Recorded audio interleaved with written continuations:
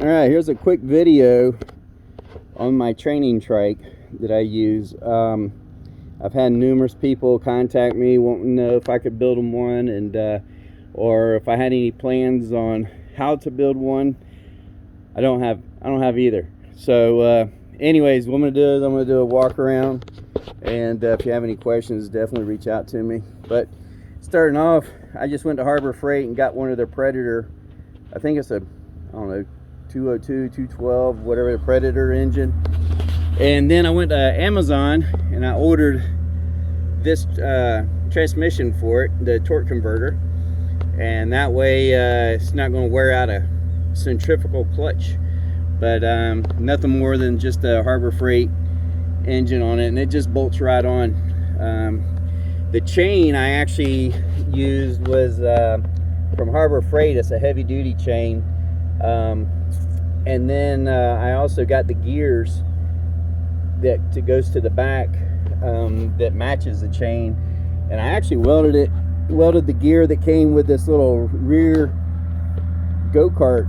It's like a complete rear end that you can get for go-karts, and has the tires, the knobbies, and a little tiny sprocket and some little kind of weak looking stuff. So what I did is I went to Harbor Freight and I got this bigger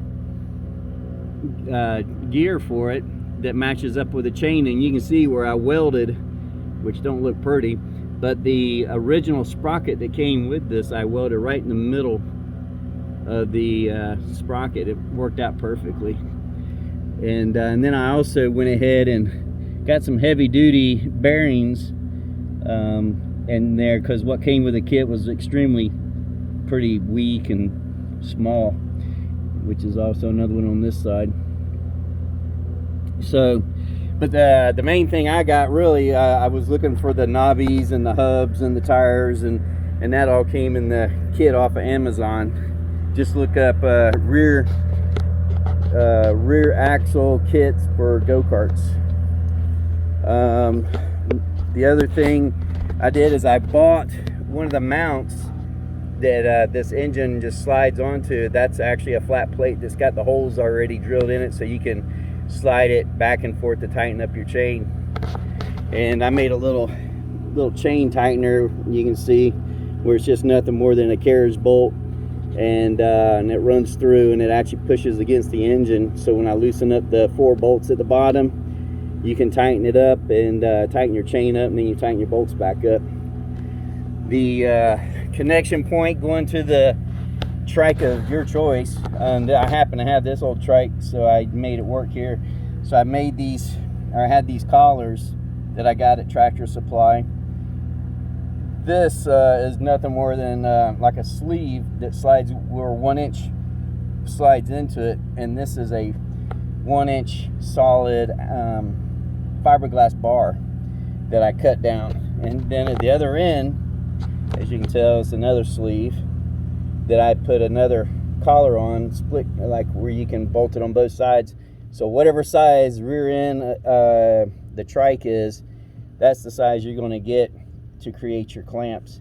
So the fiberglass is nice because at the front raises up and it'll still flex, and keeps the back on the ground where you got good traction. So it's kind of like a little shock absorbing kind of effect.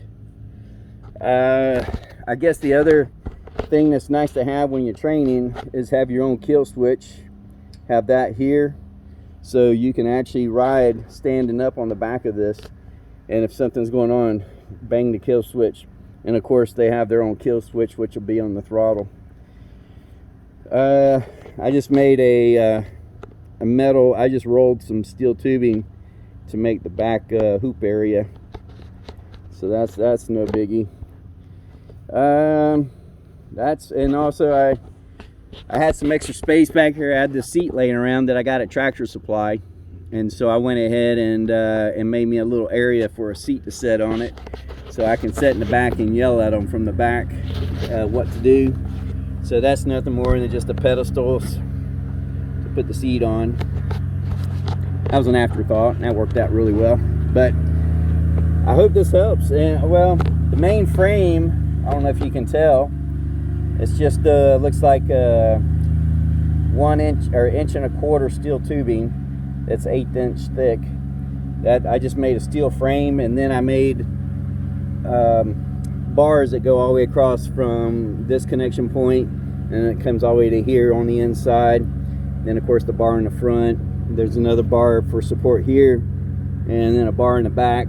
And there's a, you can see where the carriage bolts are, or the bearings are actually mounted to the outer part of the frame.